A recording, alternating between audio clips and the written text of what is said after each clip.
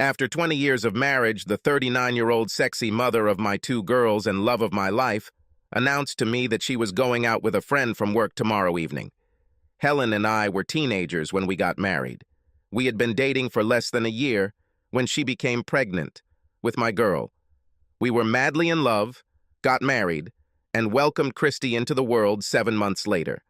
We had a wonderful, loving marriage and two beautiful children who both loved their parents. I started my own landscaping business, which grew into a multi-million-dollar business that has allowed us to live wonderful, fulfilling lives. Never in a million years would I have expected a speech like that from my wife. It hit me like a ton of bricks as I sat on the sofa with a glass of scotch, and she explained that she had been depressed and unhappy since the children left for university. In my opinion, we had the perfect marriage, and this news hit me hard. Helen explained that Tommy from accounting was a close friend of hers and had helped her cope with her depression, which was news to me. It was strange because she didn't say anything about being depressed or even upset. The thought that my wife allowed another man to help her deal with her feelings was painful, but the news that she wanted to be with him killed me mentally. It turns out that Tommy is married, has 3 little girls, and is posing as some kind of advisor when in fact he is just a predator ready to prey on any unsuspecting victim. Sexy married women are easy targets for Tommy because he knows they are vulnerable and uncommitted. John, I can't do this behind your back, and I hope you understand, but I just need to do this for myself. I know it sounds selfish, but give me this one night to see how it goes. Of course I was furious and I wanted to scream, but I knew my wife and I knew this was going to happen. Once she decided to do something, there was no turning back. When she finished her announcement, I sat expressionless, just looking at her, while she sat nervously across from me, alone, on the love seat. The silence was deafening as I refused to allow myself to speak. Instead, I calmly finished my scotch, stood up, and headed out of the room. John, don't ignore me. Stop sulking and acting childish. This is happening, and I needed to tell you before I did anything. I would never cheat on you, and I need you to know everything that's going on. We've always been honest with each other, and I will never lie to you, baby. I stood looking at this woman with what must have been a deathly expression on her face because I saw her pull her knees to her chest and curl up when I looked back at her. I silently went up to our bedroom and packed 2 days' worth of clothes and toiletries, and then walked past Helen again, without saying a word, to my car in the garage. She followed me, screaming as I passed her. Please, John, don't go. Everything will be fine. It's just one date, that's all, and everything will end. Just for one night, of course. You can give it to me after 20 years. As I drove away, I shook my head, not believing what she was spewing. That Thursday evening, I checked into the Ritz-Carlton. Yeah, the Ritz-Carlton, $400 a night, and I didn't give a shit. If I was going to suffer, I was going to at least enjoy my place. The calls and texts started immediately, and after sending one reply message, I blocked her number. I simply wrote that I would not contact her until I returned home on Saturday after her betrayal. I'm sure those words hurt her deeply. The next day at work, I asked my secretary to block all calls from my wife and told security not to let her into the building. I had already put my plan into action and would not allow it to be changed. I'm John Casey, a man of action. At work and among my friends, I am known as a responsible person, someone who gets things done. People know I do what I say and look to me as a leader. At home, I would become an obedient, laid-back guy, eager to please and shed my macho alter ego. This has worked for the last 20 years. However, it appears that I miscalculated the effect. Looking back, I realized that I should have been more demanding and calm in my family life. But I loved my wife and made her queen. I remember once reading and grinning at this quote, but now I'm not laughing. Treat her like a queen, and she'll treat you like a servant. These words became my reality, but I would not allow this to happen. On Friday morning, I called my brother, who works as a detective in Miami, and asked him for some help. I explained what I needed, and he dialed the number of one of his colleagues, Peter Clift, a private investigator. Peter, this is Sergeant Davis. How are you, my friend? Listen, My brother and I are on the phone and he needs your help tonight. I'm asking a favor and I need you to send one of your men to tail his wife tonight. Yes, tonight. We need to see who she's with and get me as much information as possible about this guy by Saturday morning. I want you to check his numbers and give me his home address and phone number and text me this evening. We'd love to get some photos of this couple. You know what we need. This could happen tomorrow, but today we just need information about this person. Davis, this is urgent notice, but I owe you a big debt, so I will do it. You need the criminal's phone number and address tonight and as soon as possible, and the rest of the photos and stuff we'll dig up tomorrow. What are you giving me to work with? Yes, this is what we need now. I will send my wife's address, what time she is leaving, and also the name of her boyfriend. I'm told he works with her at Brokers Unlimited, and his name is Tommy, so this shouldn't be too difficult for you, my friend. His wife gets home at 5 p.m., but we don't know what time the date starts, so you'll need a man out before 5 p.m. to follow his wife when he picks her up. That's all we need. Send me your wife's address and I'll take care of it for you, my friend. John listened to the conversation with great attention and smiled when his brother hung up. His plan was in motion, and he was about to shock his unsuspecting cheating wife. John's plan required immediate action as time was running out, so during the cheating couple's dinner, John was also going to visit Tommy's wife and explain what was happening and where their spouses were at that moment. The next call was to one of his longtime friends, Joe, and he asked him for the number of the escort service he was using. Joe had a hard time with the divorce and never intended to marry again. He took care of his sexual needs with the help of an escort, and now John finally understood why. No cheating, just sex, and probably a lot cheaper than having a cheating wife. The call went well, and he was able to arrange an overnight date with a young, sexy blonde. He suggested an additional $1,000 tip due to the unusual circumstances. John explained that he needed experience with a girl and that he was going through a breakup. The experience with a girl is a recharge when a girl treats you like she is your loving friend from the moment you meet. He explained that there would be no trouble, but the girl should understand the situation in case a wife appears. He explained that if this happens, she also shouldn't have revealed that she was a paid escort, but a girl he met the night before. John knew his wife would come and see them in bed together. If she wanted to go on a date with another man, he was going to answer her in the same way, but with some sophistication. They were to meet at the hotel, have a drink, and get to know each other better before the fun began, and then his plan was to be put into action. While in real estate, Helen had an open house every Saturday and never got home before 6 p.m. This had been one of her busiest days, and this Saturday was no different. Returning to Thursday evening, when Helen declared her independence. After he left, she sat on the sofa thinking about their conversation and angrily addressed the empty room. I can't believe he acted so childish. The way he left without saying a word. What a jerk he was. Helen tried to call John and text him. She got even angrier because he didn't respond until that one text message arrived. A single text message that mentioned betrayal made her cringe and reconsider her plans. When she viewed the date as just a fun night out and not as cheating, she put the thoughts of betrayal out of her mind. She thought to herself, this is just one fun night. John will just have to get through this and we'll get back to normal. He's overreacting, but he'll forgive me and I'll make it up to him tomorrow night. He can't refuse Mona's bed, and I know exactly how to make him survive it. On Friday evening, she returned home to an empty house and reconsidered her plans. Should she go on a date with Tommy or call it all off and call John to come back? She was looking forward to a fun evening and knew that she would carry out her plans. She took a warm bath, shaved her legs, applied the best scented lotion, and sat down at the vanity table, transforming her pretty face into a sultry woman.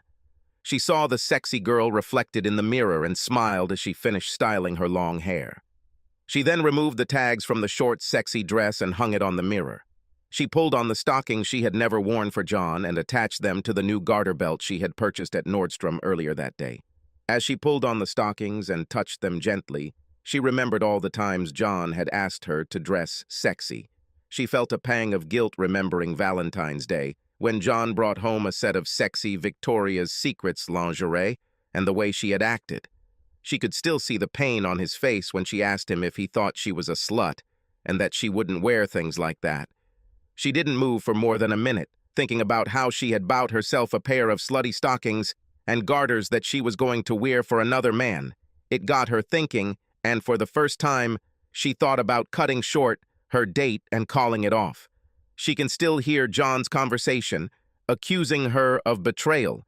It didn't take her too long to get over the guilt of giving her beau something that she had never given John. She put on a silk dress, zipped it up, and was happy with her decision to not wear a bra. The result was amazing. She stood in front of the full-length mirror, looking at her long legs in black nylon stockings and high heels. Her large breasts swayed under her dress. Oh, God, I look like a little slut, but this is so much fun. I can't wait to see Tommy's face when he sees me, but I must clarify that there will be no sex tonight. Only dinner and dancing. She tried to convince herself that it was just a date and nothing more, but deep down, she knew that she had desires that she had to control. The excitement of her upcoming date with Tommy had been all she had been thinking about for the past month, and it was going to happen tonight. She was going to have fun, despite her husband's childish behavior. Helen knew John would understand and let her have fun because he always let her do as she wanted. She loved him for it. That's when the last phone call came from John. John decided to give Helen one more chance to stop this speeding train and save their marriage. It was hard for John to swallow his pride and make that call, but his love for Helen was still deep and he would have taken her back if she had stopped it. He planned to sacrifice his dignity, humiliate himself, and beg her to change her mind and not go on this date. Helen felt nervous and guilty when she saw John calling. She saw how sexy she looked in the mirror and knew that her thoughts were far from noble. But she really needed to hear John and make him understand and accept her decision. John, thank you for calling me. I miss you so much and love you. When are you coming home, baby? Hi, Helen. I love you too, and that's why I decided to call you. I miss you so much and my heart is breaking for what you said you wanted to do. I'm begging you not to go on this date. Please just stay home and I will come and do whatever you want. I swear I will make you happy and be the man you need me to be. If I don't do something, I can fix it. And I just want to be with you. Could you please cancel this date for our sake and save our marriage? Please, Helen. She heard his voice crack and felt sorry for John. It sounded weak and pathetic. Her big, strong man was crying and begging her to stop, which gave her an undue sense of power. She knew that he loved her, and that John would forgive her if he understood her feelings. Their history together, along with their children and his love, was too strong, and she knew they would be together forever. Oh, John, I love you so much, and I can't wait to spend the rest of our lives together. I need to do this tonight, and it has nothing to do with our love for each other. It's just one night for me to go out and do something stupid. Please understand and give it to me once, and I promise that I will be yours again forever. I know you're hurting, and I'm sorry about it, but you're making a lot more out of it than it really is. I'm just having dinner and a few drinks with a friend, that's all. Nothing will happen, and tonight I will be home, and yours forever. I know you'll understand this when it's all over. Tomorrow we will talk, and you can have me back as your wife. I love you, John, but I have to go, she said with tears in her eyes. She wanted to hang up, but heard her husband's plea when she ended the call. She wiped her eyes, trying not to ruin her makeup, looked at herself in the mirror, and said to her reflection, I'm sure he thinks I'm being a bitch for this, but John, I'm sorry. I have to do this for myself. Please do not be angry. She straightened her hair, touched up her lips, sprayed herself with perfume, and tried to get John out of her head. Returning to his hotel room, John heard the call end and just stared at his phone. John wiped his eyes and felt the anger boiling inside again. He had just begged his wife not to go on this date, and she basically told him that this was happening and that tomorrow everything would be fine and he would be an understanding husband. A feeling of grief overwhelmed him when at that moment he realized that he had lost her, the only woman he had loved and been with for the past 20 years. Peter, a private investigator, was in his white van across the street from their home shortly before 5 p.m., watching Helen pull into the garage. An hour later, he watched as a car pulled into the driveway. Peter wrote down the license plate number, made a few calls, and within 10 minutes was sending Davis and John the requested information. The home phony number and address appeared on Davis and John's phones before the couple even went on their date. When Tommy entered the house, he saw the sadness in Helen's eyes. He realized that she was having a moment of uncertainty and guilt. He's seen it all before. The wife suddenly realizes that she is doing something outside the marriage and reconsiders her plans. He knew he had to act quickly, and he knew exactly what to say. "Helen, what happened? You look so sad."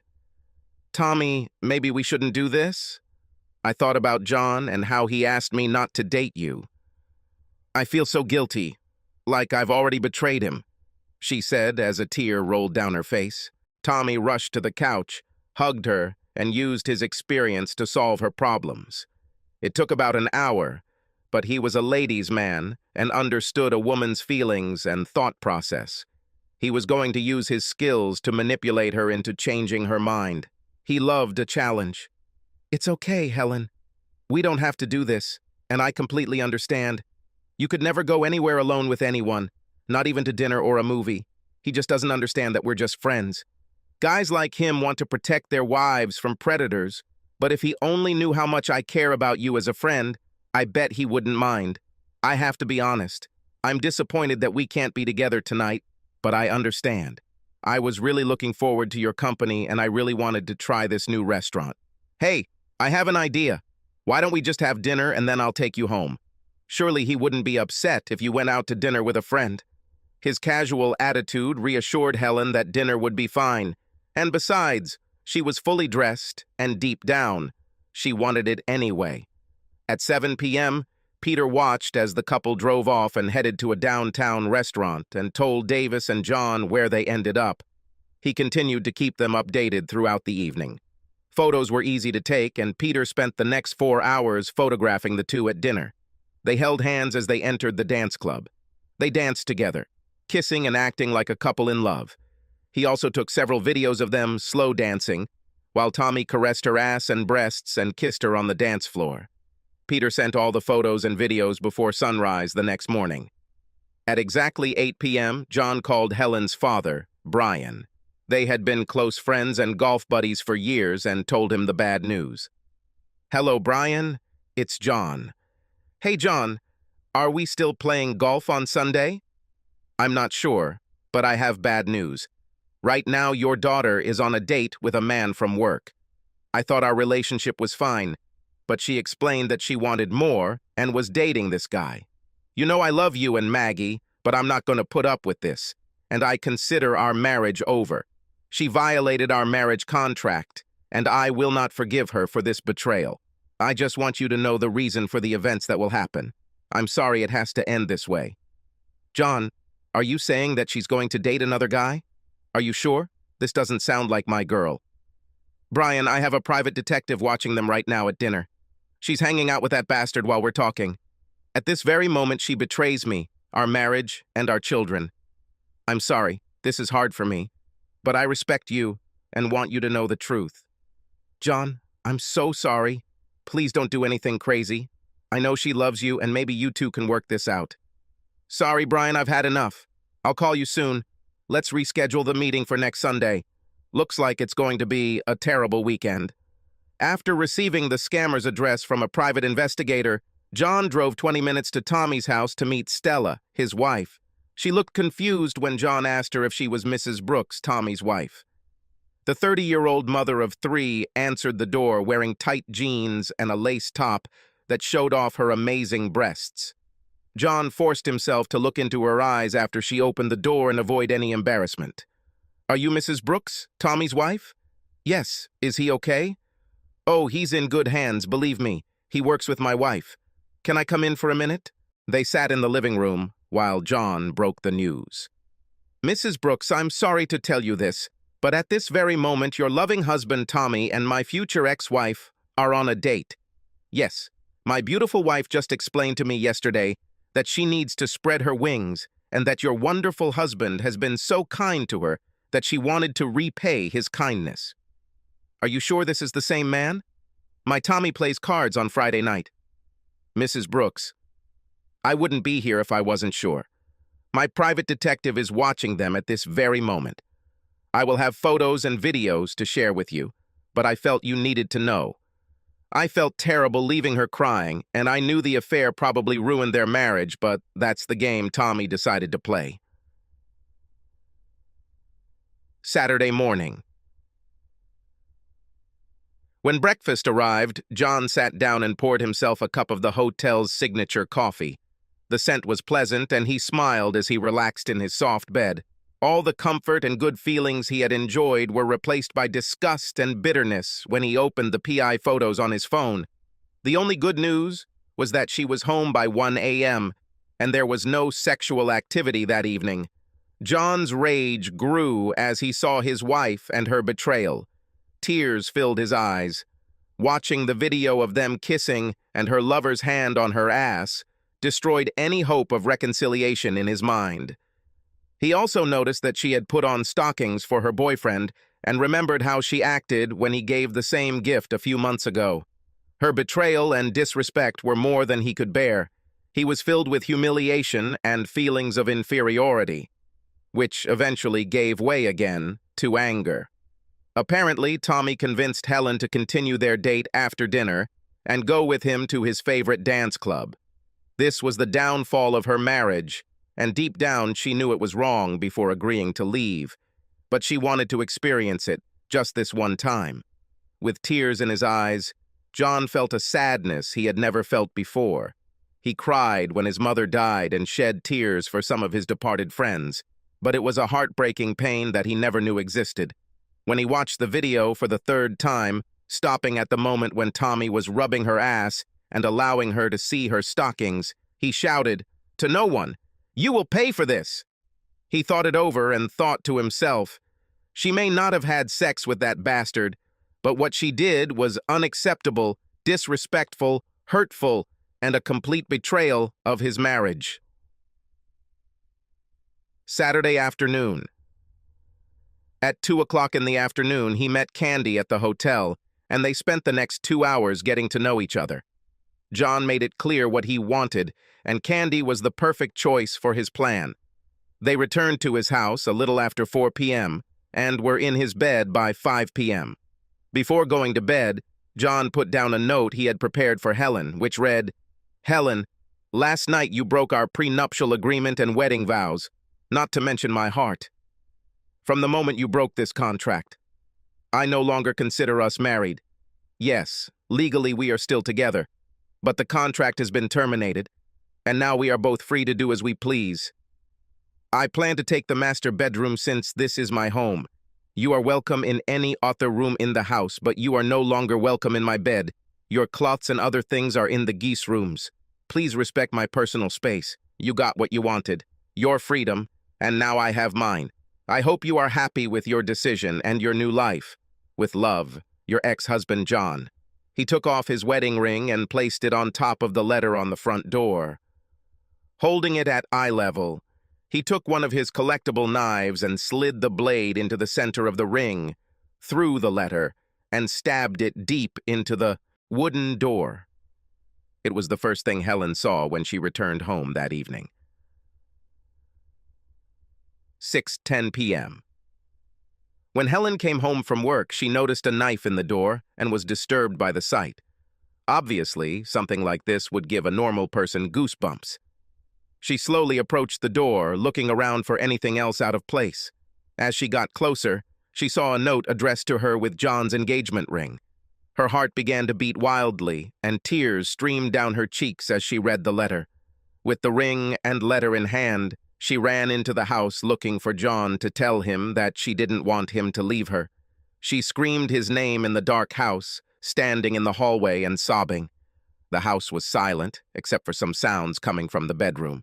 She walked up the stairs and listened at the door for the sounds of lovemaking, and then angrily opened the door to find a young, sexy woman riding her husband cowboy style.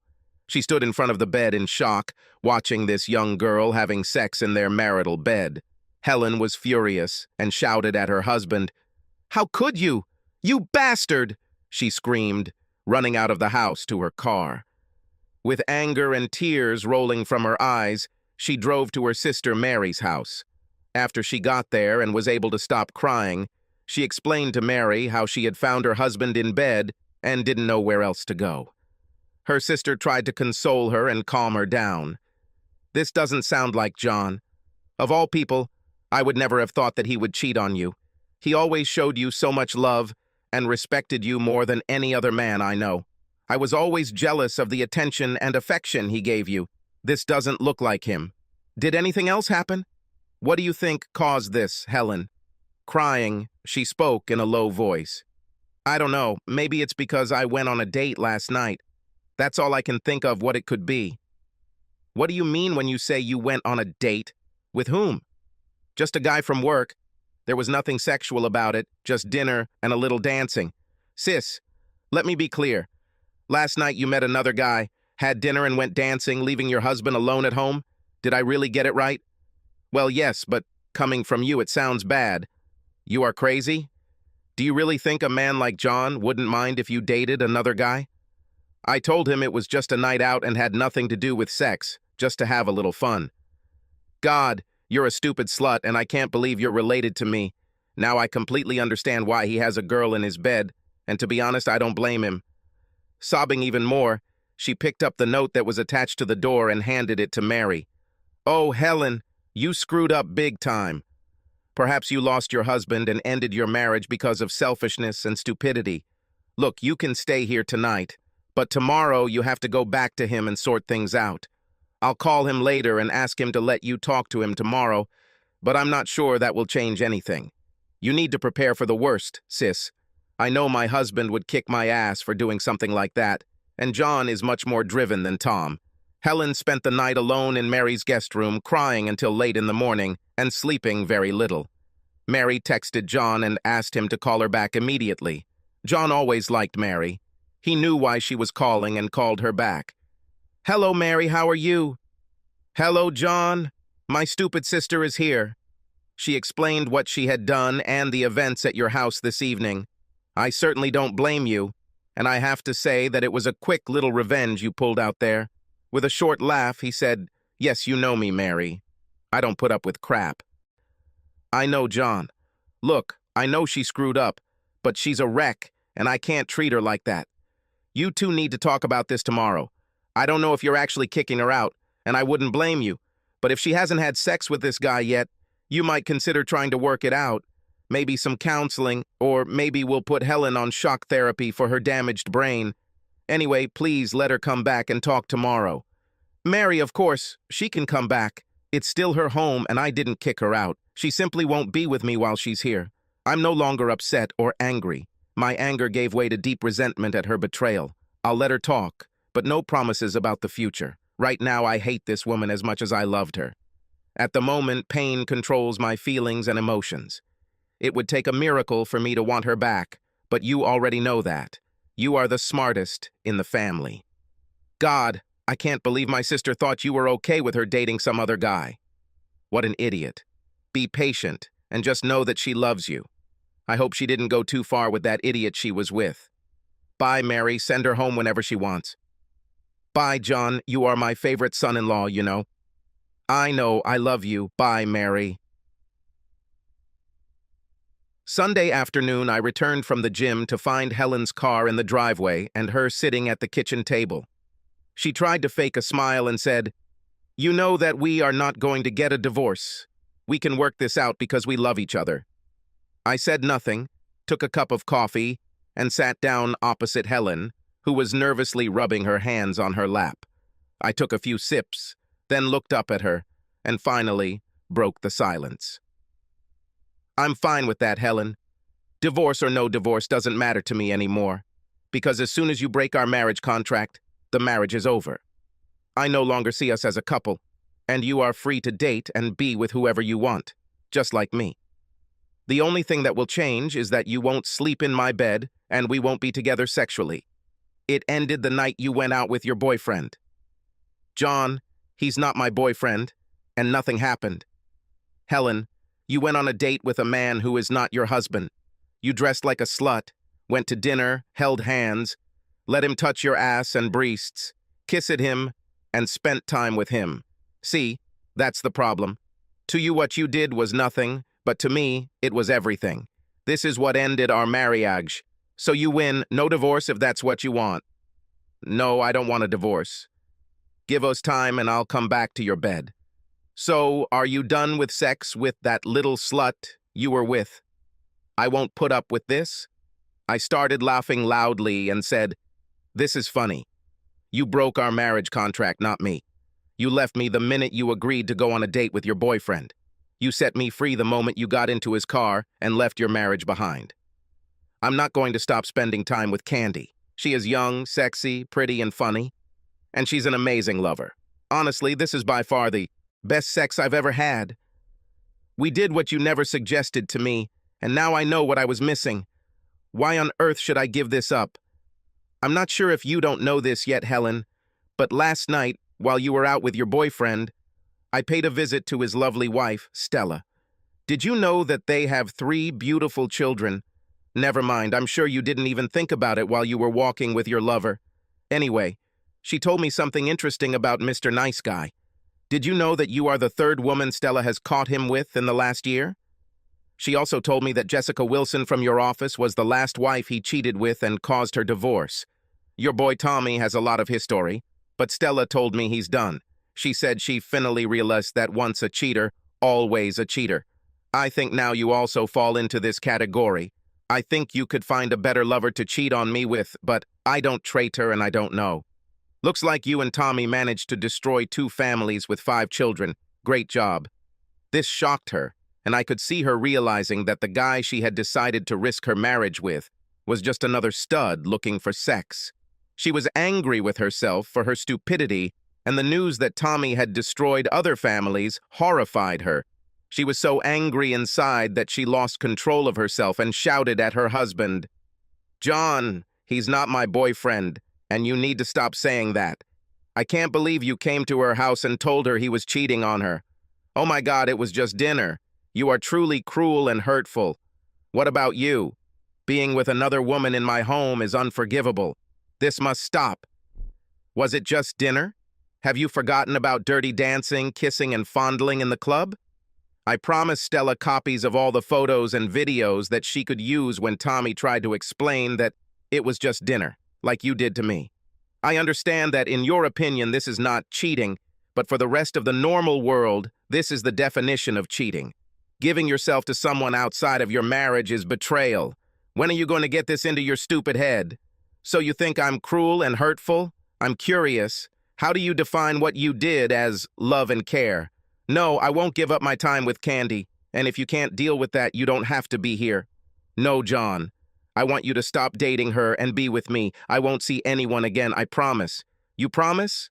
Oh, you promise. Understand. It's funny. You promised to be my wife, abandoning everyone else. And that promise turned out to be unrealistic, didn't it?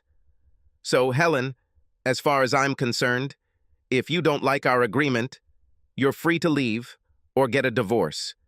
Maybe you can move in with your lover because he will also need a new place to live. As far as I'm concerned, you two deserve each other. Well, you can stay here or maybe move in with your sister Mary. I'm sure she would be absolutely delighted if you lived there.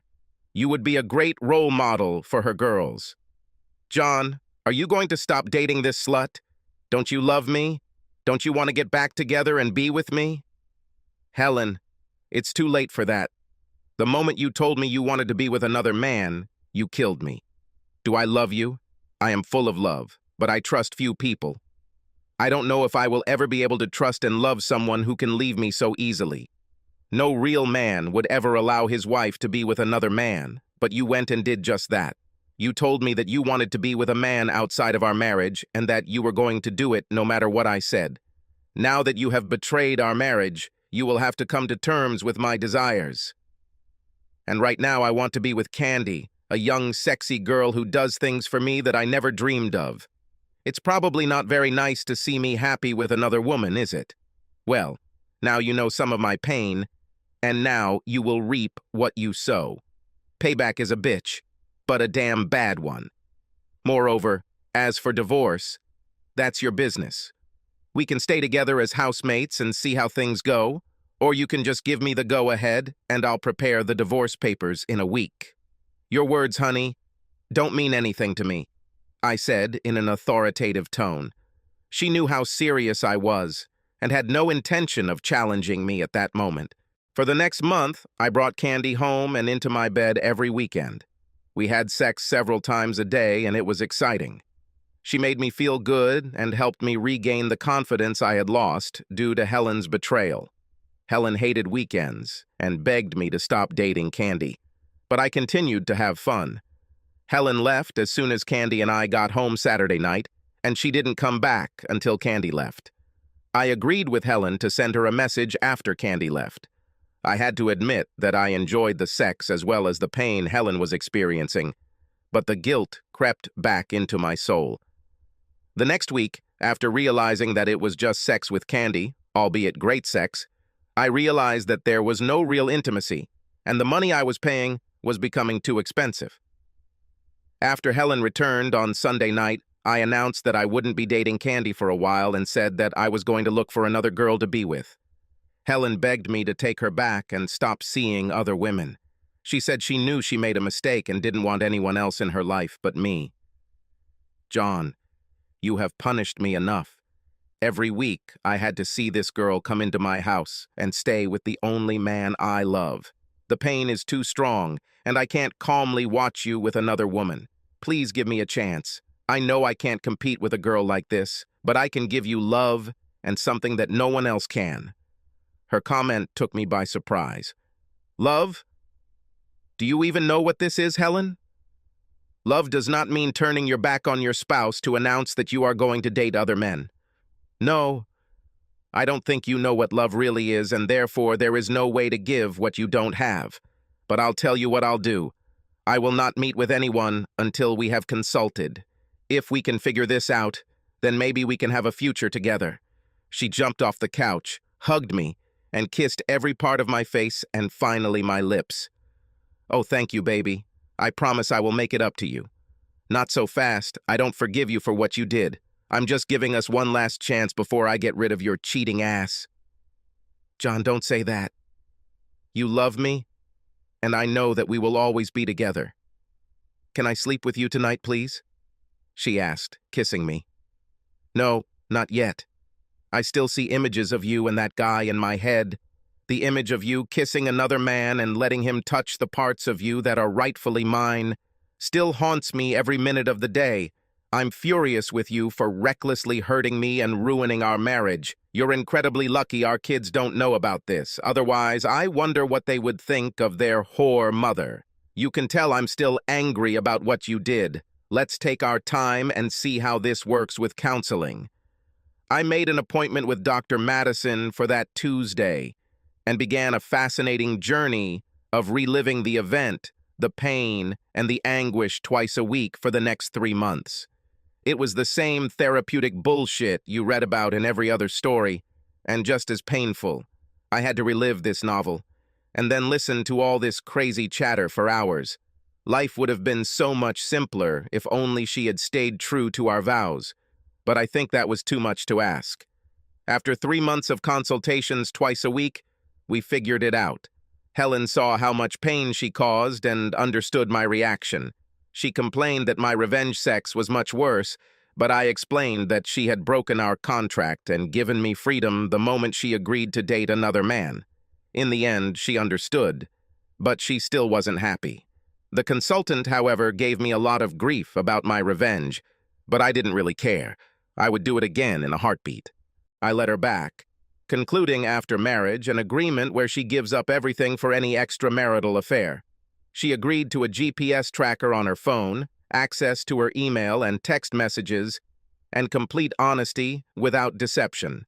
I explained that we would have a zero-tolerance policy in our house, and I would kick her out for any kind of infidelity, emotional or physical.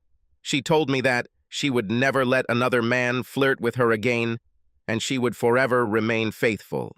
I listened, but continued to hear Stella's words. Once a deceiver, always a deceiver. A year later, we were back to where we were before her outburst. But now I kept a much closer eye on my wife, knowing that it could happen again. Her sister Mary and I worked together to make sure Helen didn't go astray again. Tommy's divorce was costly. His wife kicked him out, received a house, benefits for 3 children, and alimony. Tommy was now living in a studio apartment with no extra money after paying for his infidelity. Ironically, Tommy lost it all for dinner, a few dances, a few fawnings, and a few kisses. What a moron. Helen was devastated when she learned about Tommy's previous affairs and how he caused Jennifer's divorce. When she found out that Tommy had been cheating on his wife and family with several other women, she realized how her stupidity had nearly ruined her life and the love of her family. She would never make a mistake like that again and was determined to prove her love to John and the children. True to her word, she remained true to him. No matter how hard she tried, she couldn't forget watching this young girl ride her husband, and she would never give him the chance to do it again. After all, he belonged to her. Sorry, Tommy, but cheating with a married woman can be an expensive hobby. It can also be painful if he chose the wrong husband. He was lucky that John wasn't that kind of person, but if he had gone all the way and fucked his wife, well, things would have ended very differently. The funny thing about unwitting cuckolds is that they never forget and eventually take revenge.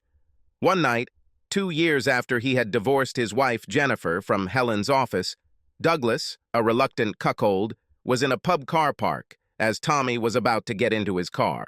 About an hour later, another pub patron found Tommy face down, unconscious, on the pavement with 2 broken arms, a broken rib, and problems in the groin area. Time will tell if Tommy ever learns his lesson. One wise man once said, "Not a single scar on my heart left from the enemy. They came from people who said they love me." Subscribe to our channel so that your second chaff doesn't cheat on you, and go ahead and listen to the next story, because this story is nothing compared to the next one. If you're under 18, don't even think about listening to the next one. Second story. I'm completely exhausted. 2 long weeks on the road launching a new international office in London, combined with excessive travel, had left me exhausted. But the worst part was being away from my girls, and the 16-hour journey home was absolute hell, even in first class. I hated being away from my girls and my sexy wife. I always do this, but the lifestyle I have created for my family means that work can be challenging. Due to high demand, my energy company has grown and expanded to 12 countries. 5 years ago, I bought out Roger, my partner. These 5 years were difficult, but at the same time rewarding. But I'm finally ready to sit back and enjoy the success, since I hired a new president to run the operation while I remain CEO and owner. I plan to tell the girls the good news as soon as I get home. I'm excited because I'll have more time with my family and friends and get back to my normal life. Do not misunderstand me. I love how my company has grown, but deep down my goal has always been to spend more time watching my girls grow and spend more time with my wife. I feel blessed to finally be able to step back and enjoy the fruits of my labor at the age of 45. Over the years, the country club membership, the new Lamborghini SUV that Zoe wanted, the girls' private school, the new 900 square meter house that Zoe talked me into, along with all the extras, were expensive, but worth every penny when I saw their smiling faces and felt their warm hugs. My life may have been stressful, but it was always full of love and warmth. I wouldn't change a thing and now look forward to the next chapter of my life with my family. 30 minutes from home, while my driver navigated traffic, I sat in the back seat of the limousine, relaxing and enjoying the second glass of bourbon I had poured from the sidebar after we left the airport. The house seemed quiet as we drove down the circular driveway, but I knew from experience that within minutes, the girls would be jumping on their daddy and their mommy would greet me with a warm kiss and the promise of a wonderful night with her in my arms. To my horror, I entered an empty house. The only sound was the driver putting my bags in the lobby. I called out to them. There was no answer. It was strange. The girls were always at home when I returned from a trip. I hoped everything was okay. Then I saw an envelope with my name written in her wonderful handwriting. To Jonathan from his loving wife, Zoe. After the driver left, I carried my bags to the room, changed out of my suite, and put on some comfortable sweat pants, and then headed to the bar for another glass of Eagle Rari 10-year-old Malt Bourbon. Anticipating a message of love from my wife, I settled into my favorite chair and took a long sip of the expensive elixir, enjoying the burn before opening the envelope. Jonathan, my love. What an amazing journey we have been on as husband and wife. I have cherished every minute of the last 16 years and look forward to the next 50 that I will spend together as your loving wife. Darling, you know that I love you so much and you mean the world to me. You are my whole life, and I can't live without you. The love you give me is all I want, and I long to be in your arms every day. I've missed you so much these past 2 weeks, and I can't wait to see you later tonight. Those words warmed my heart even more than the bourbon warmed my stomach. I am lucky to have her as my wife. Have I told you recently that your sweet, tender lovemaking makes me shiver whenever I think about you? Do you remember how I told you shortly before you left on this last trip that I was madly in love with you and wanted to be with you forever? Whenever I look at our girls, I see how much they respect and love you, because you are the best father any child could ask for. They love you as much as I do, and we are all blessed to have you in our lives. Wow, I always cry when I think about my 2 girls. I love them more than all my possessions and can't wait to hug and kiss them again. I never told you this, but all my friends are jealous of our relationship and how tenderly we still treat each other, even after all these 16 years of marriage. They all know how much we love each other and would love for them to have the same in their own lives. There are several reasons for this letter, dear. First of all, I want to thank you for being you, for giving me the most wonderful 16 years of my life, for being a wonderful father to our children, for the wonderful lifestyle that you allowed us to experience, and most importantly, for all the love you constantly shower on me. The other reason is something I feel I need to share. This is what has been bothering me for the past 6 months. This is something I never expected, and unfortunately, it has become an important part of my life. Doesn't sound very good. I'm not sure I should read any further, and definitely shouldn't until I've filled my glass to calm down. It must be the jet lag. Zoe and the girls are my life. I can't believe I had bad thoughts. She probably joined a new club or took up an expensive new hobby. Everything you just read is true, and every word comes from my heart. So what I'm about to tell you is the hardest thing I've ever done. As much as I love you and will never stop loving you, I have to confess something. I pray that you understand and don't be disappointed in me or leave me because of this. I've had a lover for the past 6 months. I really shouldn't call him a lover because he's more of a sexual partner. I have no feelings or love for this man, but we have a sexual relationship. What the hell? Zoe cheating on me? After all the love and affection, all the freedom, everything she ever wanted, she betrays her vows? Our sex life was great. How could this happen? I feel my heart breaking into 1,000 pieces. No, Zoe would never take a lover, would she? I trusted her with all my heart and soul. How could she ruin everything we achieved together? All those years ruined by a tasteless fling? She can't be that stupid. The reason I'm telling you this now is out of respect and a deep sense of guilt. I can't live with this guilt anymore, and I need you to know that I was unfaithful, but only in a sexual way. You'll never understand this, but I don't feel love for him, just a sexual attraction that I can't explain. He does things to me that I can't put into words, and no matter how hard I try, I can't stop. He has become my addiction, and I need him in my life. I'm sure you have a lot of questions, and I'll be completely honest. I respect you too much to lie or hurt you in any way, but I'm afraid this confession has probably caused you some pain, and so I can only hope that you can understand what I need. You did more than just hurt. Total honesty, you already lied to me. How can I trust you again? What have you done, Zoe? Please believe that I did my best to keep this a secret from you and not let it affect our lives. And if you look back, I think you'll agree that you didn't see any difference in our relationship, and I know we were both happy. Nothing has changed between us since this started, but I understand that it can't end soon, so it's only fair that you know all about it. No secrets, baby. I love and respect you too much to ever do that. Please understand that my need for him is purely physical, and I will not allow my being with him to interfere with our love or intimacy.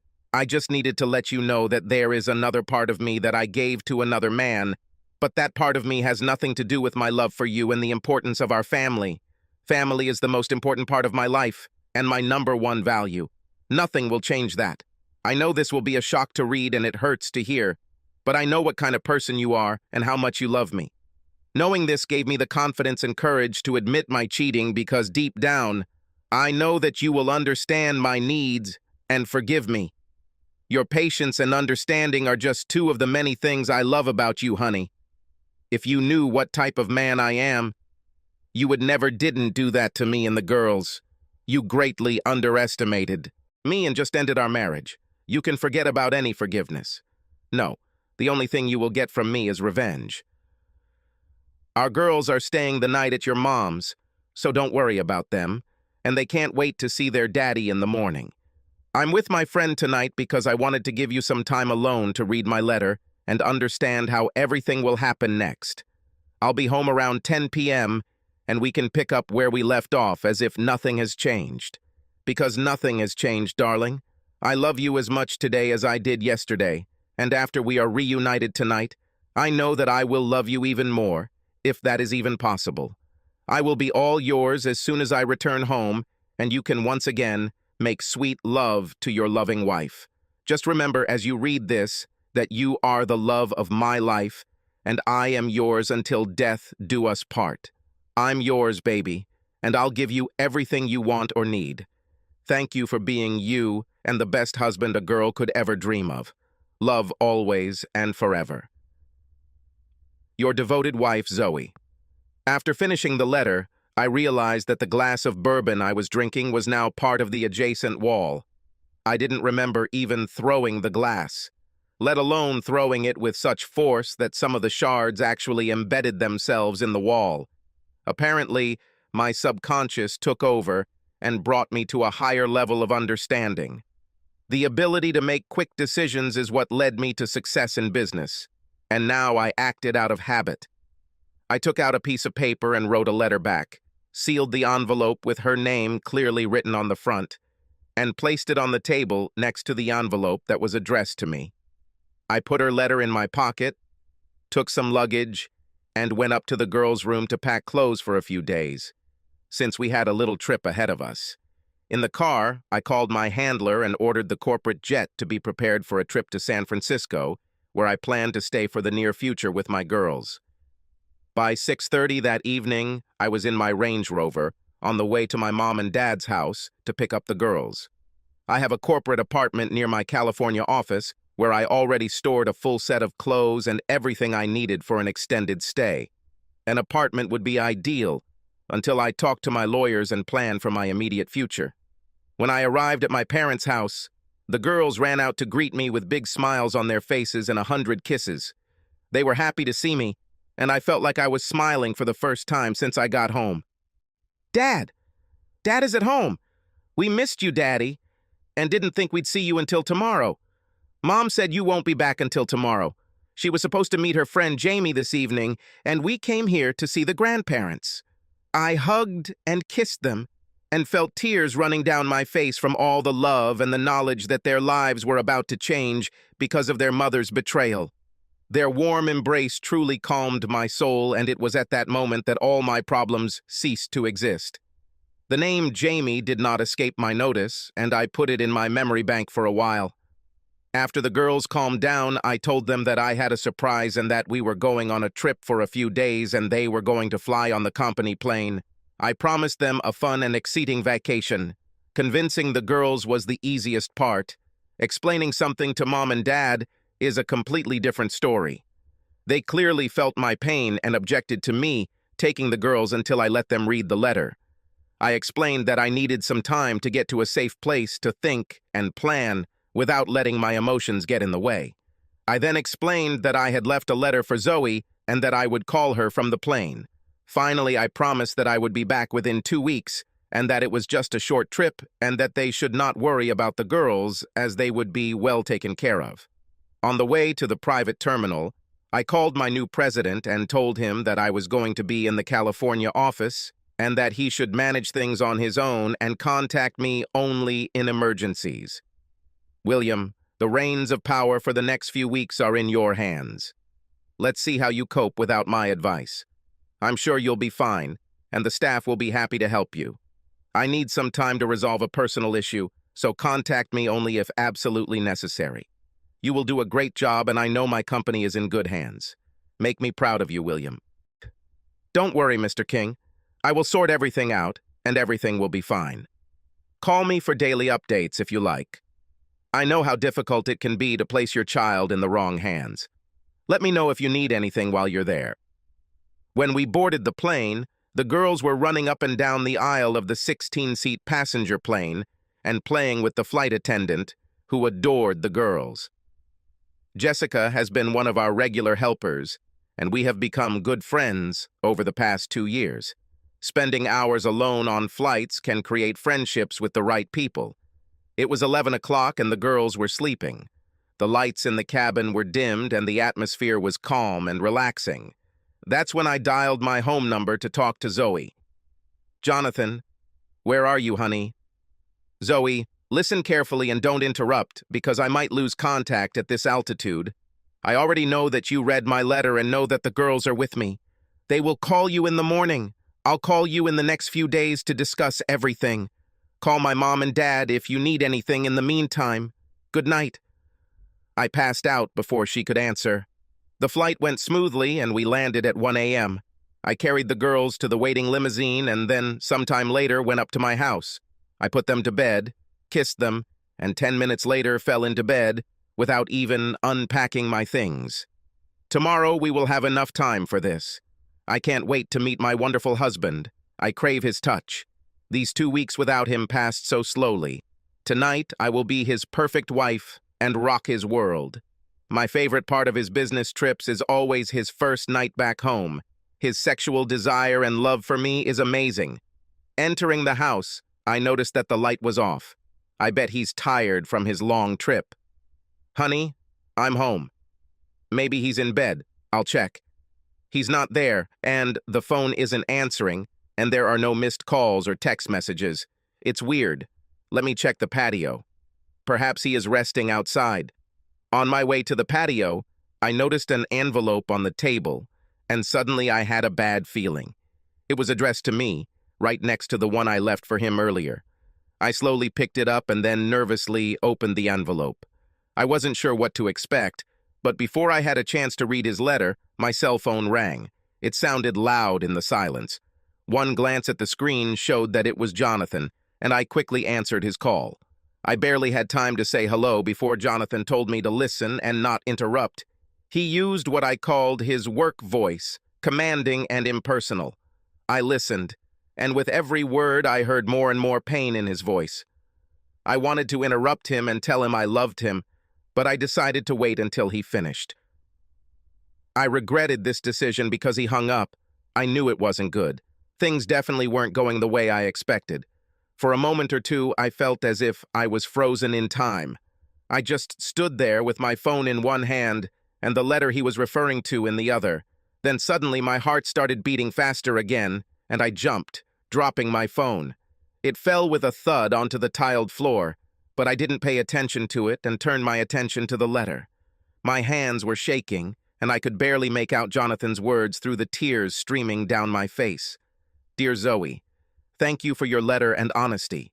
Yes, our 16 years together were the happiest years of my life. You gave me 2 special girls whom I love with all my heart. The love we shared was special, and I am not surprised to hear that our friends are jealous of our love and closeness, because you have always been the most important thing in my life. I was going to surprise you tonight and tell you how I've made some changes at work that will give me a lot more time to be with you and the girls. But I was the one who got the big surprise by showing up to an empty house. All I thought about on the day of my trip was hugs and kisses from my girls and romantic kisses from my stunning, sexy wife.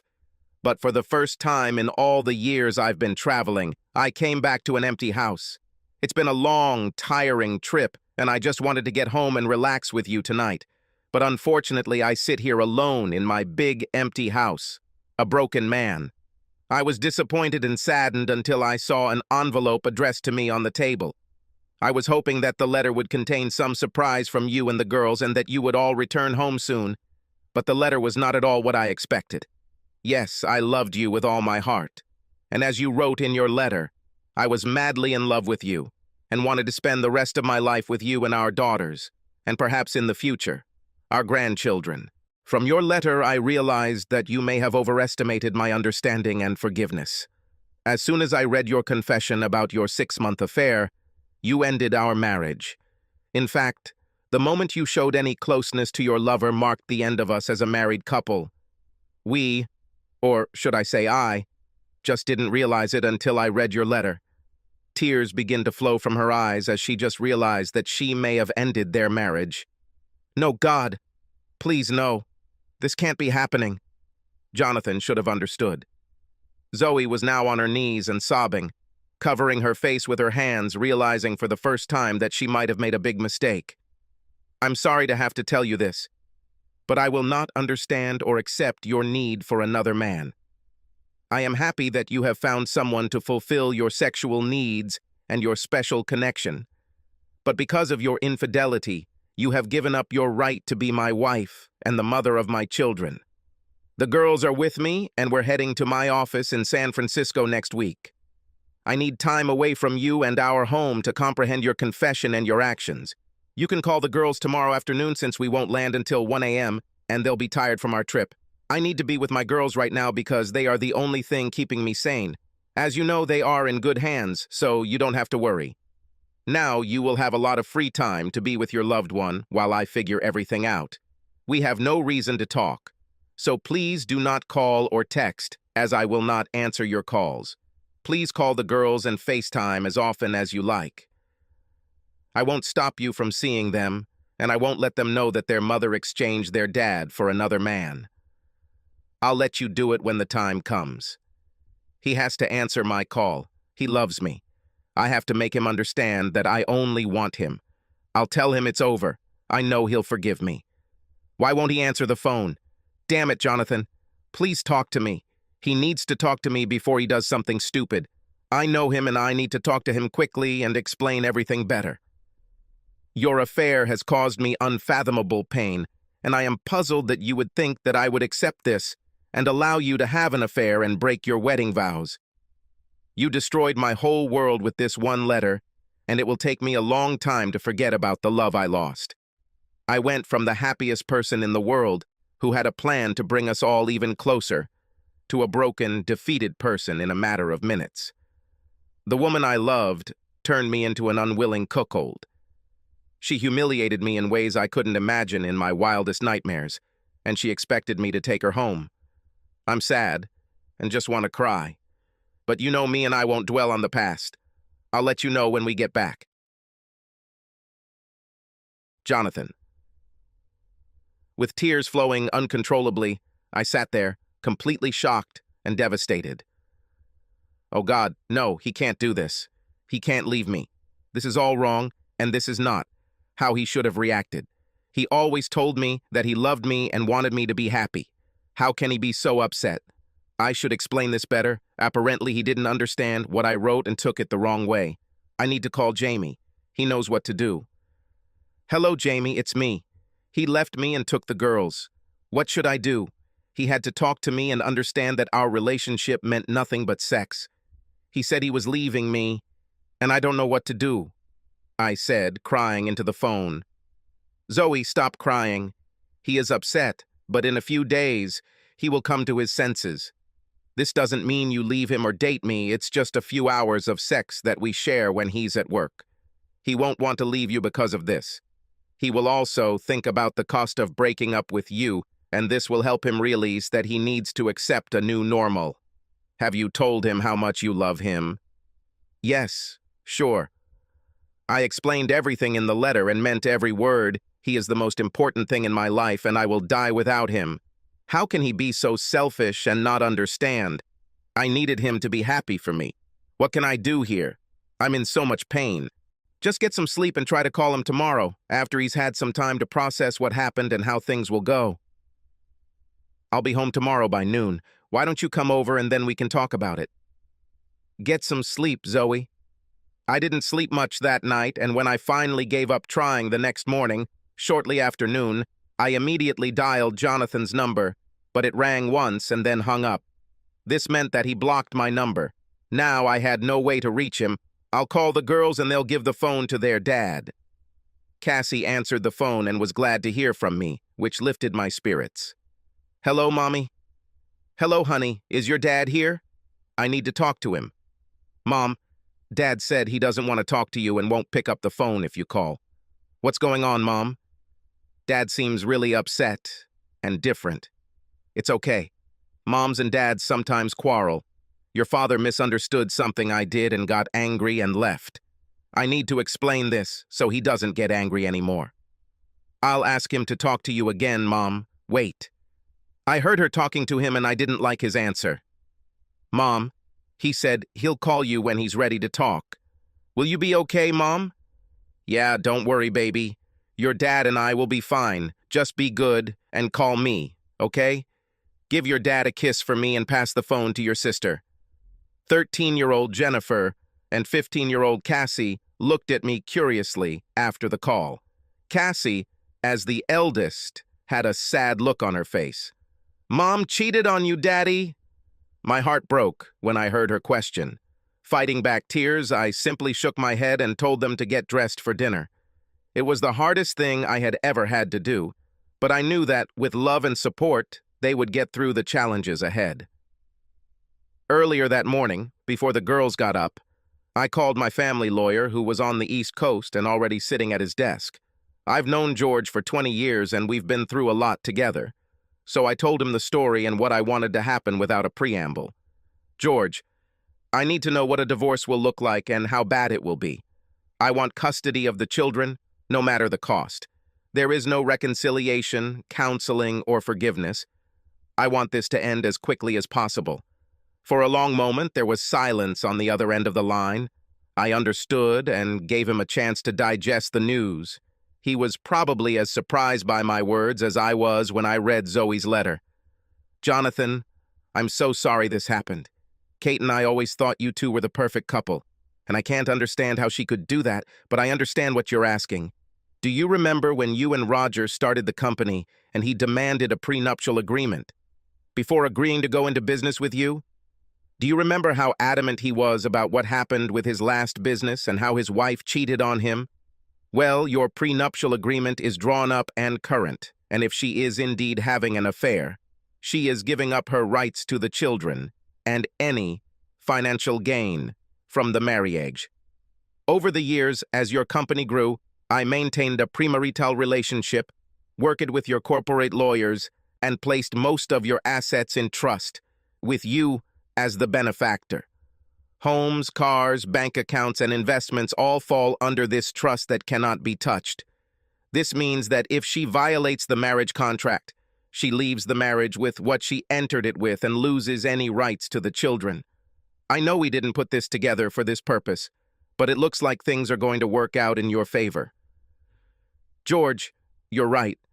I never in a million years thought she would cheat on me, and I completely forgot about the prenup. But George, all I have is a letter confessing her infidelity. What else do we need? Well, her confession on video or tape would help, along with some photos or a confession from her lover.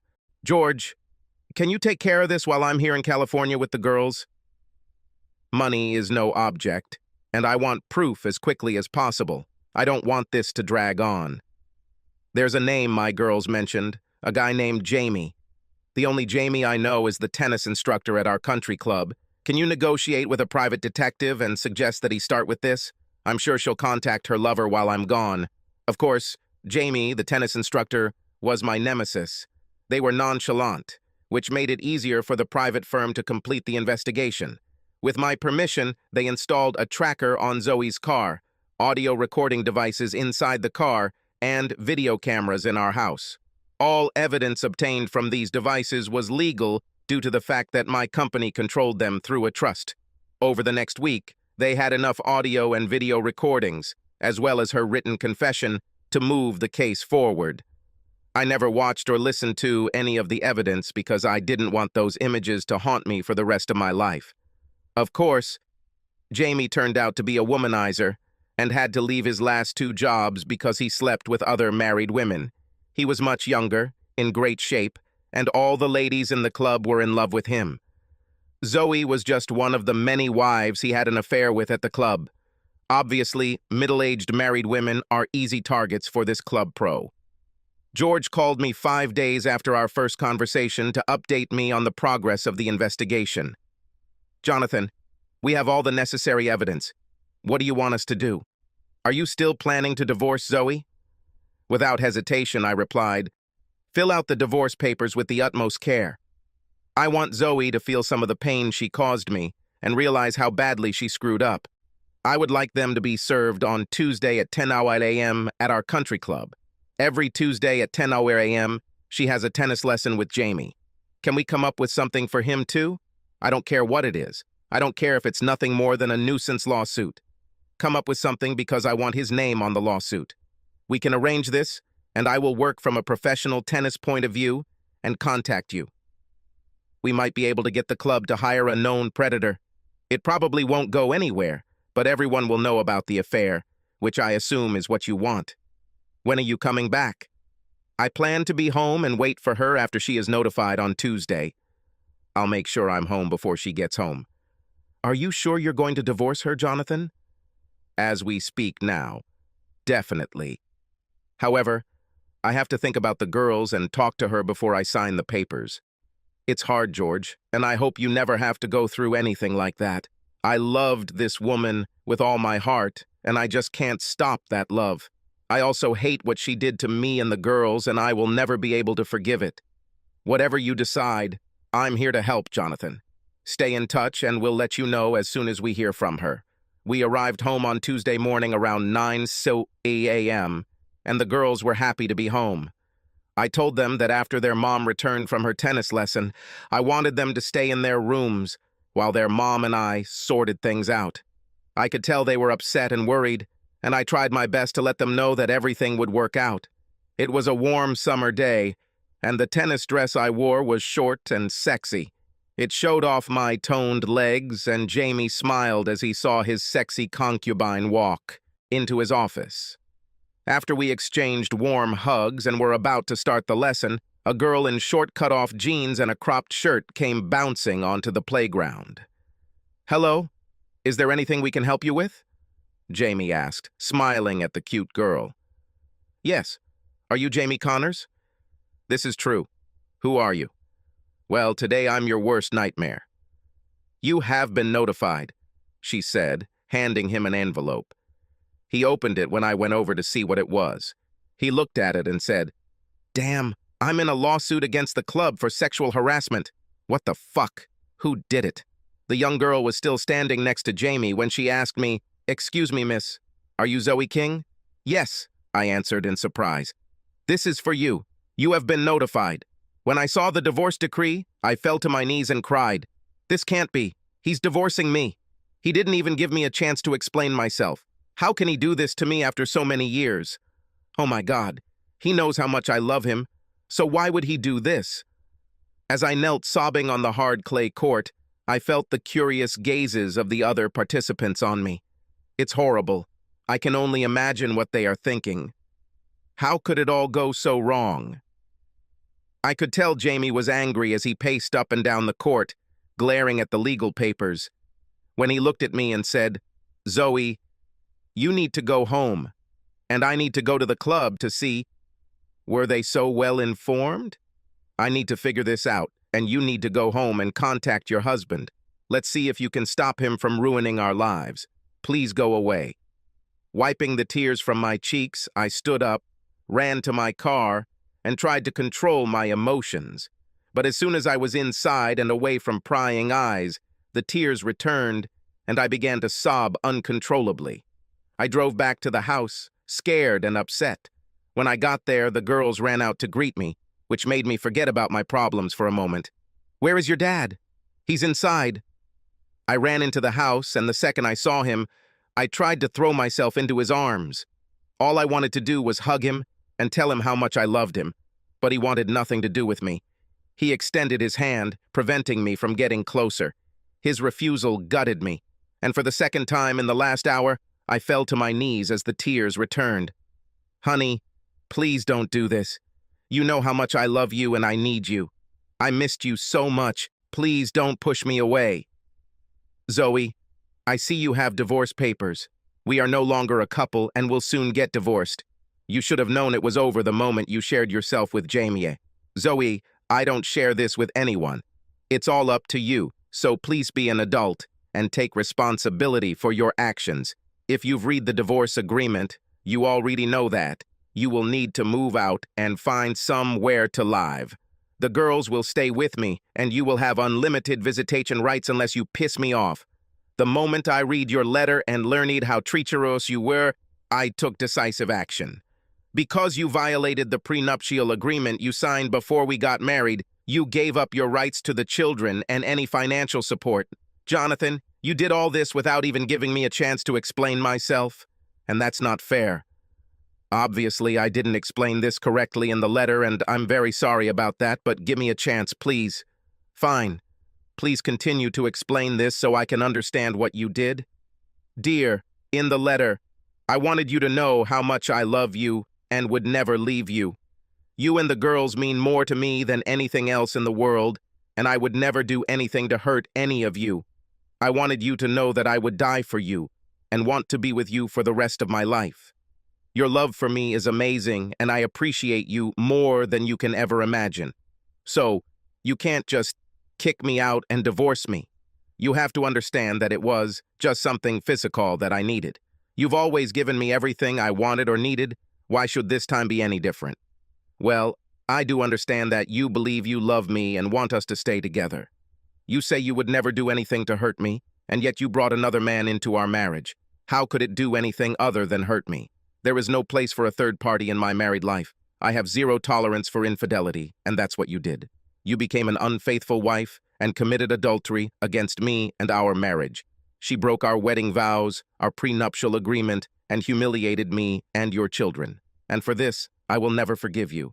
You have chosen to have sex with a man outside of our marriage, and for that you will face consequences. Our choices always have consequences, and I think you made a bad choice this time. Why don't you follow me? I do not love him. You are the man I love. Can't you understand this? Why are you acting this way? I shouted at him in despair. The expression on his face did not change, and so I repeated to myself, I love you, not him. What the hell is wrong with you, Zoe? You made me an unwilling cuckold and humiliated me. This is not love, this is contempt. You gave up your marriage and children for a man who is a known womanizer and who is currently sleeping with Barbara Weiss, Chloe Thomas, and 2 other women at the club. You're stupid. Did you really think you were his only girlfriend? Also, have you thought about your future after he breaks up with you in a few months? At your age, you are no longer suitable for marriage. I see a long, lonely future for you, Zoe. You haven't really thought this through. Someday you may understand what you have done and what kind of life you have chosen. And now you need to leave. I will ask my driver to take you wherever you want, but you are no longer welcome in my house. Do you want me to just leave? This is my home, too. I want to stay here, honey. I'll stop seeing him. This was a mistake. We can just forget about this and go back to normal if you just give me a chance, but don't kick me out. Well, this is not your house. The house is held in trust, and you are not part of it. The car is also part of the trust, and it stays here too. You have $3,000 in your checking account, which is what you had when we got married, and nothing more. And no, we can't go back to the way things were. I will never touch you again after you have defiled yourself. Part of the divorce agreement requires that you return your maiden name and no longer use mine. You will have unlimited access to the girls, but they will live here with me. You gave up everything the moment you started cheating on me.